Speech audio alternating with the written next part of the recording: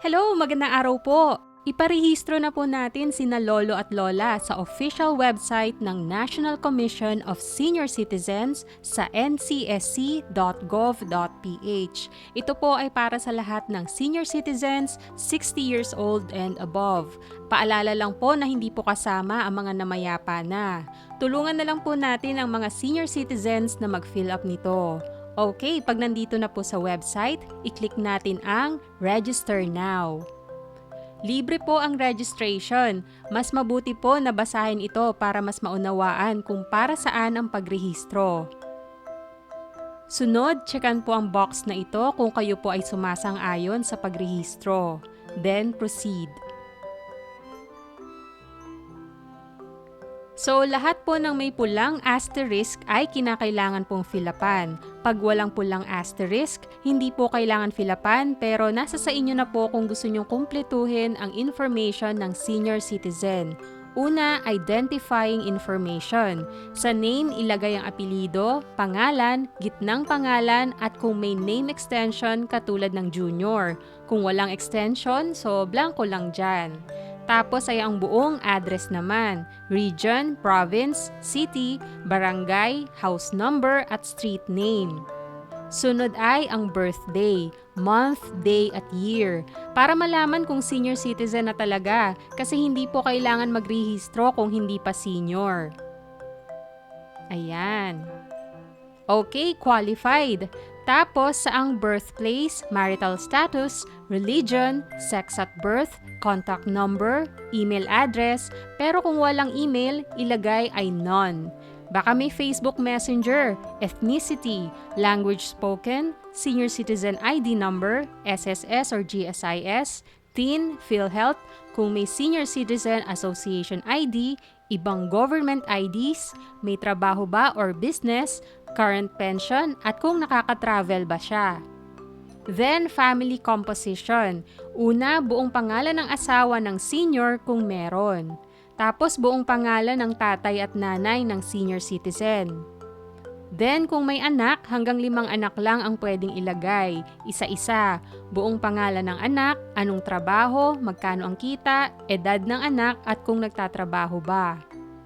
Sunod, kung may dependents ang senior na kasamang nakatira sa bahay, hanggang 2 lang ang pwedeng ilagay. Next ay dependency profile, kung nakatira ba mag-isa or may kasama at sino ang mga kasama ng senior. Living condition, kung wala bang privacy, masyadong marami sa bahay, hindi pa pag-aari ang bahay, or mahalang renta. Okay, education at HR profile. Ano ang natapos ng senior? Then, ano ba yung specialization niya? Basta kung wala sa options yung sagot, pwede naman sa others, basta ilagay nyo kung ano yun. Sunod, shared skills or community service. Ita-type nyo dito sa box at kung kasama ba ang senior sa mga activities sa community nyo, so dito yung chechekan. Sunod naman ay economic profile. San ba galing ang kita or yung pera ng senior? Then, ano ba ang pag-aari niya? Kung may bahay at lupa, may bukid, pati gadgets at mga sasakyan. Then, monthly income. Magkano ba ang kita niya sa isang buwan? Tapos, mga problema katulad ng kulang ang kita o nawalan ng kita, kulang ba sa skills or training. Then, health profile.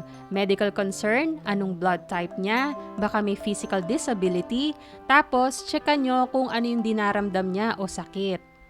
May problema ba sa ngipin?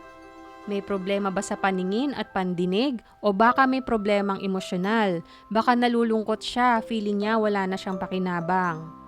Sa medical, saan ba siya nahihirapan? Mahal ba ang gamot o kulang ang gamot?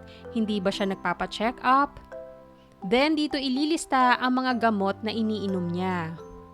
Meron ba siyang nakaschedule na check-up o wala? Kung meron, tuwing kailan? Ayan, so okay. Dito, kailangan i-upload ang picture ng senior citizen ID card. Kaya pipicturean yun sa harap. At dapat hindi lalagpas sa 50 MB ang laki ng picture. Then, yung latest photo ng senior citizen. So, kahit picturean sa bahay, mukha lang ang pipicturean. Dapat hindi half body, hindi whole body, so dapat malinaw ang kuha sa muka. I-crop nyo na lang na parang 2x2 siya. Huwag i-upload yung picture ng kabataan niya, dapat yung current picture. So, hindi dapat lalagpas sa 50 MB ang laki ng picture. Sunod ay passkey number. Maglagay ng 4-digit passkey number or PKN. Isulat nyo yung PKN at itago sa safe place. Kailangan nyo kasi ito just in case gusto nyong i-access yung record ng senior. Basahin at i-confirm ang mga nakalagay dito at kung sumasang-ayon kayo sa lahat, pwede nyo checkan isa-isa or dito na lang para lahat na. Kung may nag-assist sa senior citizen, checkan ng box na ito, tapos ilalagay yung buong pangalan dito ng nag-assist. Ilagay kung ano ang relasyon sa senior, kung anak, pamangkin, apo, asawa, etc. Tapos yung contact number ng nag-assist. Pag okay na, i-click natin ang Proceed to Submit. Okay, lalabas dito yung picture ng senior citizen na in-upload nyo, pati buong pangalan, yung address, birthday, kasarian, marital status, contact number, kung may email, blood type, pati PKN andito. Then, yung picture ng senior citizen ID card na in-upload. So, sinasabi dito na i-double check nyo lahat ng information na nilagay nyo kasi hindi siya basta-basta napapalitan or na-edit pag nasubmit na. Pag nagkamali daw, i-email nyo ang NCSC sa scdf.ncsc@gmail.com. I-check mabuti bago isubmit kasi pag mali-mali, baka hindi maging valid yung registration. I-click ang Review and Edit para sure na tama ang mga detalye. Pero pag okay na at sure na, i-check ang box na ito at i-click ang Submit Now. Okay, congratulations! So, nasubmit na at nakapag-register na. Meron kayong Registration Reference Number or RRN. Katulad ng PKN, isulat ang RRN at itago sa safe place kasi importante ito para i-access or i-verify yung record ng senior citizen. Andito tayo sa main page ulit. So, i-check natin yung sa Verify here gamit ang RRN at PKN.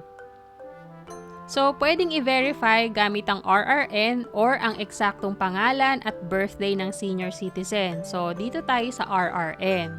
Yan, i-enter lang dito. Then, yung PKN, tapos Submit. Ayan, so naka-register na ang senior citizen. Sabi dito, i-authenticate pa nila ang registration. So pag nag-qualify daw at pwedeng mag-proceed sa next stage, kokontakin na lang kayo sa binigay nyong contact information. Okay, salamat sa panonood. Like, share, and subscribe.